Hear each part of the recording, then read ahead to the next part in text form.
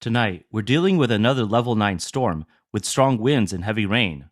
It's like the sea is washing over everything. And yes, this is live from the sea, not a backdrop, not a recording.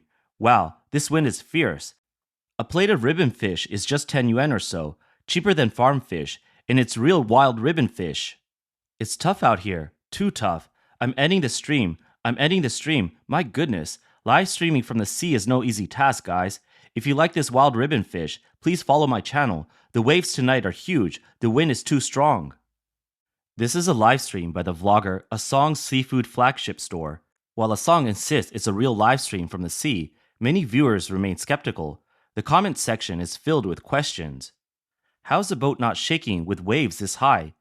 This boat is more stable than the Shandong carrier in a level 9 storm. Watching Douyin is lowering my IQ. How is there no sound from the sea outside? My uncle says you can't even bring your phone out to sea, let alone get a signal. Just standing is hard. How is there no water in the plate despite the rain? This setup is top notch. They should hire you as a location scout. You could win an Oscar for this.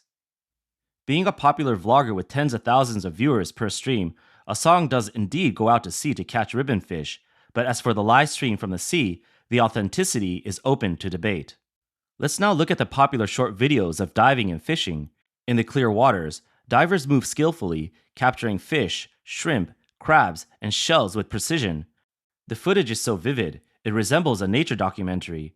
These underwater harvest scenes often excite viewers, with comments like, "So relaxing" and "I want to try this too," flooding the live stream.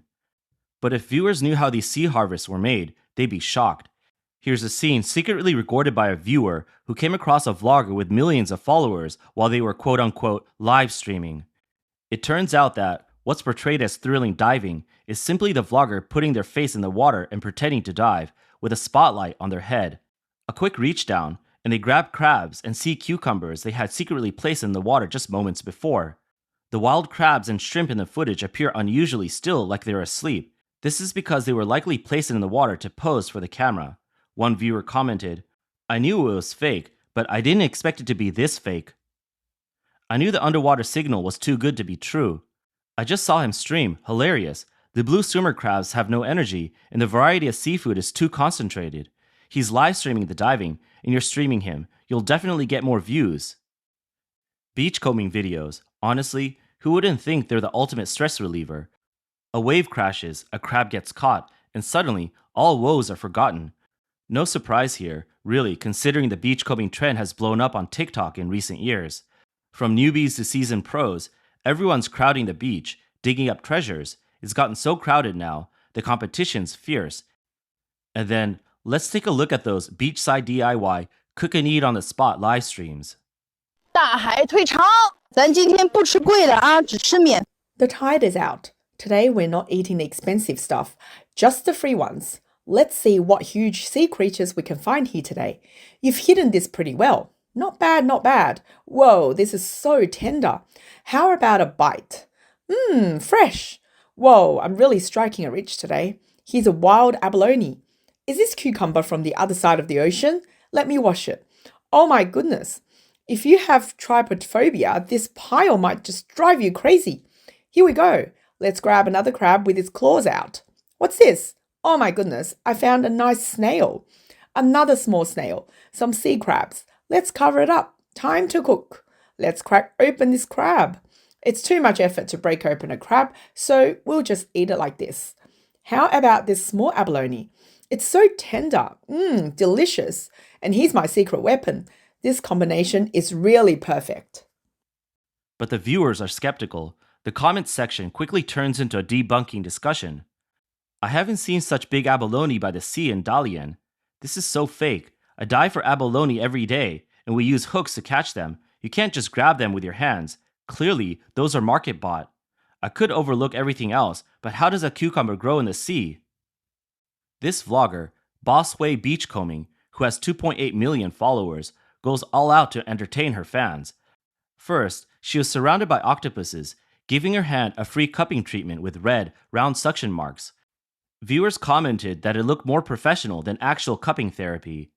Afterward, the octopus even bit her, causing her to wince in pain, but within 2 minutes, the octopus was served as a dish on her plate. Next, things went smoothly. The crab, claws waving, couldn't escape. Fish, easy to grab, and scallops were caught with ease. The dogfish were obedient and highly responsive to the call, making viewers joke in the comments, "Can I take this home as a pet?" These live stream seafood buffets, where everything's caught and eaten on the spot, make viewers yearn for the experience. Many creators involved in beachcombing don't just do it for entertainment or to show off their skills. These so-called experts often combine fishing for crabs, shrimp, and fish with live stream product promotions, which is the real purpose behind their streams. For those living near the sea, beachcombing videos can be a matter of timing and location, but people from inland areas like Sichuan, it's purely for the sake of filming. The comment section is full of skeptical remarks. Bro, where's the sea in Sichuan? Can you take the subway from Chengdu? It's 100% staged. Next time, don't untie the crab. Once you do that, it's hard to catch. I could still pretend to believe it, but then you bring out an oyster. Streamer, could you at least show some basic knowledge? One user summed it up. Once upon a time, a foolish person set up some experienced actors. Another foolish person brought a pot, and yet another filmed it with a phone. In the end, a group of idiots gathered around to watch. While most people know that beachcombing content is often staged, it's still rare to catch it in the act. One viewer visiting the beach at night happened to find a professional beachcombing team setting up props and scattering seafood tools around the area. 这个就是你们平时看的港海吗？用这一台吗？ Is this really the beachcombing you usually see in the videos? They just threw in another sea snake. I saw them throw 3 earlier. I'm keeping my distance. Don't want to get too close. Hey, what's that they're holding? Let me zoom in. What kind of shell is that? 抖音上那帮赶海的那帮货。 The beachcombing streamers on Douyin, every single one of them is fake. Not a single one is real. As soon as the sun sets, they grab a bucket, a flashlight, and some tongs, then head out for a live stream. One person sets it up, and another catches. They're treating their followers like idiots. This setup is just like the eel catching or shrimp catching streams. One person sets it up, and the other catches, all while staying tens of meters apart. How can you even see anything? This is beyond fake. They even surrounded the water, toss in a pig leg or a lamb leg, then use water pumps to drain the water the next day. Suddenly, there's a bunch of fish. You definitely put them in there in advance, right? Now let's turn to the growing trend of outdoor yellow eel catching live streams, where some streamers reportedly earn millions a year, purchasing homes and cars from the earnings. For example, in one video, the streamer digs a hole, shines a light, and yellow eels begin emerging one after another. The eels are large, and viewers find it irresistible to watch. However, the streamer's bucket seems to never fill up. Some may question whether these wild miracles are too good to be true. In reality, some streamers set up these scenes in their own living rooms or small storage spaces, with one person placing the eel and another catching them. Anyone who has caught yellow eels know that typically only one eel is found in each hole, and catching them is difficult. It's unlikely that multiple eels could be caught so quickly. There are also large-scale outdoor live stream setups. Here's how streamers typically monetize these events. 连我这种我自己本身都知道他们套路的人，我他妈都愿意看。你别说其他不知道的了。 You know, even I, who knows their tricks, still watch. Imagine how many others don't know. Eel catching is the most captivating in outdoor live streams, and anyone can do it. Today, I'm going to reveal how they set it all up. This streamer explained that for these large outdoor yellow eel catching live streams, the process usually goes like this. First, he finds a suitable piece of farmland. Then, in the early morning, he buys dozens of pounds of yellow eels from the market and releases them onto the land. Once that's done, he starts the first stage of the live stream: catch, release, repeat. The real action happens at night when there's more viewership, attracting thousands of people. The monetization strategy relies heavily on converting high traffic into revenue. These live streams don't focus on selling products, but instead promote app downloads and registrations. During the live stream, the host will pause the eel catching and share links to download apps, purchase data cards, or sign up for small games.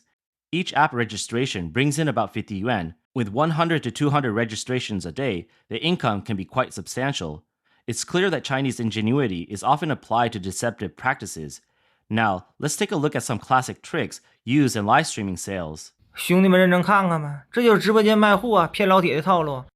Look at this, guys. This is the trick they use to sell products in live streams. The host in front shouts, "Hurry up, folks, we're almost out of stock." Great, let's add another 100 orders. In reality, they just show the same 3 boxes of fruit, circling them around. There are many scammers in the live streaming world, and even state-owned companies like China Post have been involved in selling counterfeit goods. It's becoming increasingly difficult to protect oneself from these scams. 抖音直播就是骗子忽悠傻子，这是中国邮政卖的黄金牙，顶级的明钱黄金牙。Douyin live streaming is full of scammers deceiving the public. This is what China Post is selling: premium earliest spring harvested golden tea buds, priced at 99 yuan for half a kilo. You tell me it's golden buds? I believe it. You say pre-spring golden buds? I believe it, because it's China Post. But when I get it, it's not golden buds at all. It's just cheap tea worth 30 yuan per kilo. Who can we trust now? Give China Post a like, everyone, and go buy it. As long as you're naive enough, the scammers will never disappear. This problem extends far beyond the live streaming world. It has infiltrated every corner of Chinese society, from small tricks in live streaming rooms to larger narratives at the national level, all overshadowed by deception. The source of this deception isn't just small streamers, but the government, which claims to serve the people. The Chinese Communist Party uses its propaganda machine to create false realities, glorify suffering, break promises, and cause society to fall into a state of distrust. On November 28th, Chinese state media CCTV, in collaboration with Meituan, released an inspirational promotional video featuring the story of a graphic designer who quits his job to become a food delivery driver. The video has been criticized for being misleading, often described as a textbook example of fabrication. 我叫阿兰，一个在大理送外卖的女骑手。 My name is Alan. I'm a food delivery rider in Dali. My previous job was in graphic design. I love photography and want to become a photographer. My life used to be just work and home, but that wasn't what I wanted. When I came to Yunnan, I realized my life could open up in another way. Some call me a digital nomad. Others say I'm just working while traveling. But to me, it's just working in a different place. Delivery work hasn't just given me a job where I can enjoy the views along the way. It's also given me an identity I can switch in and out of. It makes me feel a little closer to my dreams. Of course, there are small challenges in this job, but I have the support of my colleagues at the station, which allows me to deliver every meal with peace of mind. In the 3 months as a delivery rider, I bought a new camera, and I want to use it to capture those moments that catch my eye. Now, I'm more certain than ever that there's not just one way to live life. This is the answer I found, the beautiful life I long for, and I'm delivering it. In reality, food delivery drivers face fines for even being a minute late, and they are often subject to customer complaints. To meet their targets, drivers may be forced to speed or run red lights, and many have little time to eat, let alone enjoy the scenery. CCTV's portrayal is seen as a false representation, pretending to connect with the struggles of the lower classes while distorting the reality. The video quickly drew ridicule from viewers. Digging through trash to prevent food from being wasted? That does demonstrate the Chinese virtue of frugality.